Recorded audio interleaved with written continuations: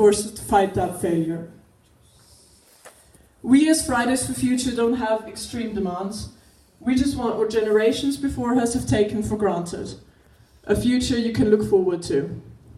The way it's looking right now, we don't really have one.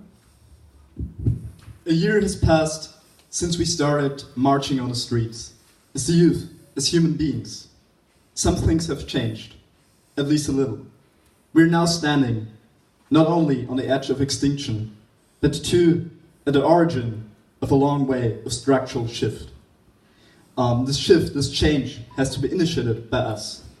We, the people, are the authority for our governments. We approve them. Nobody is too small to make a change. We, as the people who stand there each Friday protesting against a policy which is not giving us the chance for a secure future, are united around the world through awareness that there has to be change coming. There's not a lot of time left anymore, but in the last months, in the last weeks, things have happened that have shown us that nothing is impossible, giving us the belief that we will make this change. All over the planet, the crisis we are now in has arrived in the political discussion. Politicians are discussing, they are arguing, and in the end, they're showing a little bit of action. But for sure, that is not enough. What it is a step, it is a first step in the right direction. But for sure, that is not enough. For instance, 2 weeks ago, the Austrian government declared the national climate emergency. That is a beginning at a national site. I believe that the most important thing we as activists have ensured is awareness. We created social awareness for the crisis we are now in. This awareness is now sprouting all over, and seeing that, realizing that is beautiful. But we will not stop doing what we are doing right now. We will stand there each Friday protesting against the policy which is now going on. In December, the COP, the World Climate Conference, is taking place in Santiago de Chile. And shortly before this conference, on 29th of November, we will again send a strong joint message for ambitious climate policy, not hoping for change, but in certainty that there will be change. It's true that in an ideal world there should not be a necessity for a Fridays for Future movement. It is true that we're facing an unprecedented crisis, and right now we don't have the needed solutions. However, if we did not have hope, we would not be doing what we're doing. Amen. Yes, we're afraid of our future, but what gives us hope is the millions of people who have realized the gravity of this crisis and are now taking to the streets. Therefore, we'd like to leave you with one message. Yes, the world we are living in is facing never seen before challenges, but that does not mean that we're doomed. We must not let fear turn into apathy, but instead make it turn into action. So join us. Thank you. Amen. Nuclear energy. That's what this is all about. Thank you very much. I think it's too loud. At the yes, IAEA, it's great that you won't stop. I think this is a promise also for us, so you say we will come back. Also a short question which might be of interest, of course, here. The Fridays for Future movement, of course, is international, as we know.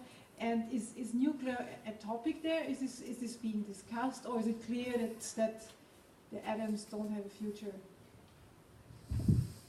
Nuclear is for sure a topic we concern. We need a structural shift. We need change in almost every part of our lives. And nuclear is there a huge topic in many European countries for the production of energy. And there has to be change ongoing. The topic of energy is one of our biggest measurements or for CO2 emissions, and there we have to get a step to renewable energies. And having said that, we're not only a climate movement, we're also an environmental movement, and one of our demands is strongly about the aspect of biodiversity. So in that aspect, we can't really consider nuclear on a big level because we want biodiversity and we want to protect not only the climate but also the environment, and that goes hand in hand. So yeah. Yeah, thank you. Is there more questions? Yes, I live in the United States, and this movement's gigantic, but the problem we have is what she just asked you, on nuclear energy. And so people are illiterate on the uranium mines, the disasters. Everybody knows about the disasters, but everybody wants to know, this movement of your generation, what your stand is on nuclear energy. You know, it needs to go. And so if you guys, you guys have the field. I'm telling you, your movement is gigantic in the United States right now. You would not believe it. And so what you say is going to matter. So it's, hopefully, as you say, biodiversity, nuclear is the most counter thing to biodiversity ever, energy. So the more you talk about it, the more you're going to change the world. So I appreciate it if you'll make more statements about nuclear energy and what your stance is on nuclear energy.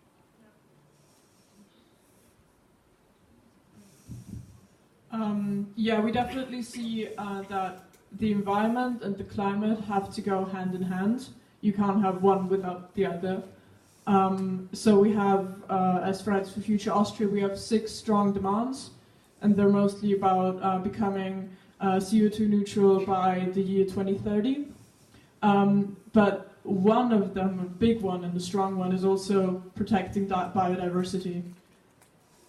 So, yeah, I think that explains the question. Yes. It's okay, I'll try. I understand that the majority of nuclear, in this context, the majority of nuclear plants tend to be by the coast or by rivers for cooling. Yeah. And we know what's going to happen with the coast. The coast will rise, there'll be storm surge, flooding, tidal ingress.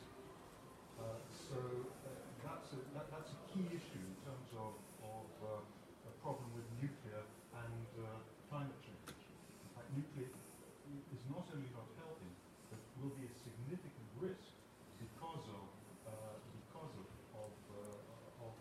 sea rise. Inland, there may also be problems associated with less flow of the rivers. So it's not simply biodiversity, it's also A safety issue also, definitely. Any more questions?